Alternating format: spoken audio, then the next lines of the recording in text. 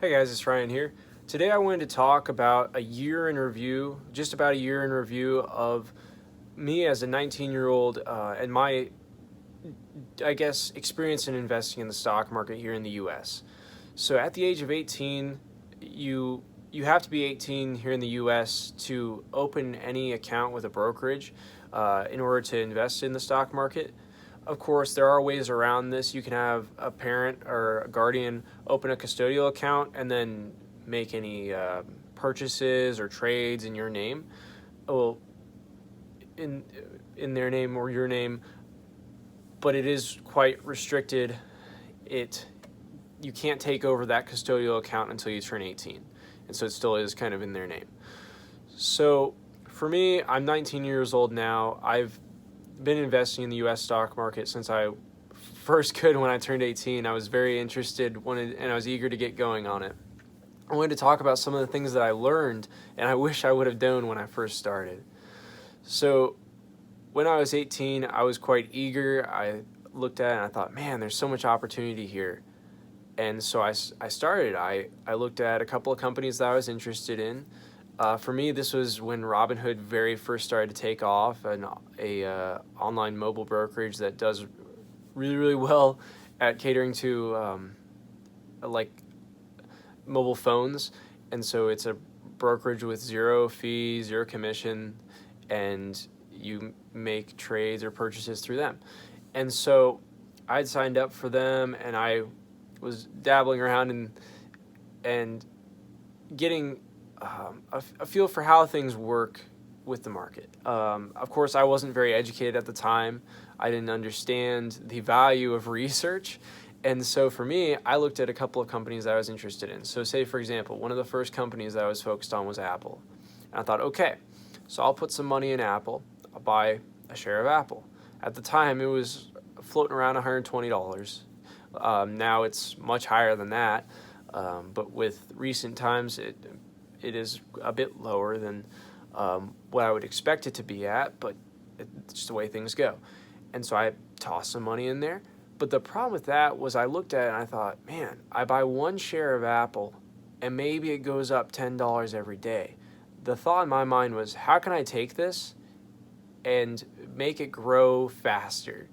And so what I decided to do was, I had a buddy who was also in high school with me, and he said, hey, have you heard of this in the Robinhood app? All you have to do is go to level 2, I guess, was what you enable in the app to allow options trading. And I thought, oh, wow, this is so cool. You can make so much money doing this. And the problem that I noticed with that was it was so extremely risky, because when you buy an option, you buy a call or put, basically deciding guessing whether or not the value of the share of the specific stock is going to go up or down. And I don't want to get into specific details as to what a call and a put is. It'd take time. But I went about it way too fast. I was focused on a high return, and I forgot to realize that there is much greater benefit in the long term. And so that's one of the things that I really wish I had learned about. Another thing, too, is the value of research. I've found that there are so many companies that I looked at when I first started that I really didn't know that much about. I didn't know about their history. I didn't know what value they carried in the market compared to other companies. I learned to compare certain companies, like Apple to Microsoft. They're both technology companies, but I learned the value of researching, number one, how their customers respond to their products, which also in turn changes at a large scale, the share price of stock in Apple or Microsoft. And so there are many different places that you can do research on certain stocks, and that's the fantastic thing of the internet these days. I've used seekingalpha.com, which is, I can leave a link in the description to that website. It's a fantastic website that gives information even deep into the history of dividend yields of certain stocks. Some stocks do pay a dividend. You could also look at the growth history of the stock. You could look at when it first became available, anytime that there was a share split, just all sorts of information that I didn't know about. And I wish I had looked into those things before putting money in. I think, if I'm remembering right, there's a famous investor. I'll have to remember the name. Sorry about that. But the one thing that he has talked about is how it's pretty amazing how little research people will do before putting money into the stock market.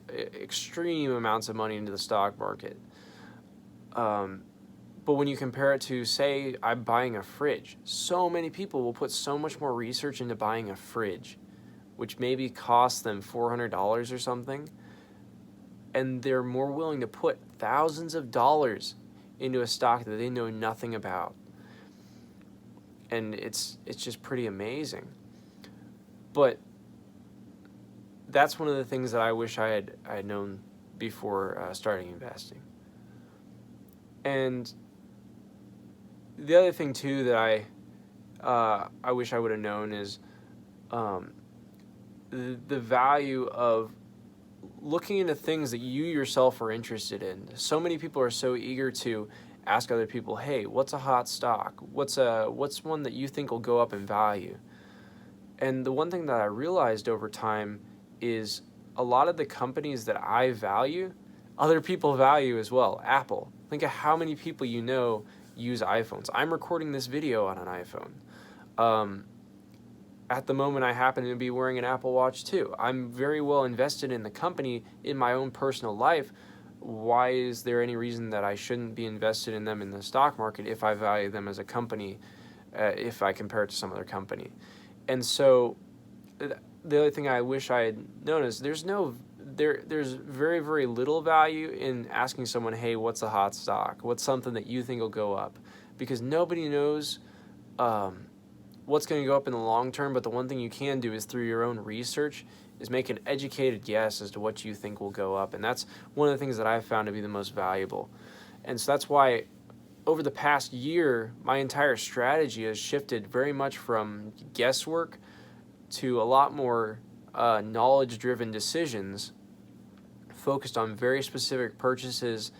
And I've started to see much, much better results from that just in my personal investments. And I wish I had known so many of these things before I started. And I was making this video just to, I guess, help other people who are in the same situation, who either have just turned 18 and they're very eager and interested. I guess the one thing I can say is block out all the noise of people saying, hey, you got to invest in this, you got to invest in this. Take the time, research, find something that you're genuinely interested in, and if you find value in it, 99% of the time someone else values it as well. Unless you're really bad at valuing things, unless you make a lot of poor decisions, I guess, as in you look at things that they're just oftentimes negative. But think of companies that are positive. Think of things that add value to your life, and honestly, I think it could carry you a very long way. This video is in no way meant to say, hey, you need to invest in this stock or this stock. All companies that I brought up in this video are all just used as examples. But I do think that there's some value in all these things that I wish I would have known before I started. But I hope you guys enjoy this video. If you have any questions or comments, drop them in the description. I'd like to get a good conversation going. It's always good to talk with people about some of these things because I feel like there is a lot of value in taking your time. So thanks for watching, and I hope to see you guys in the next one.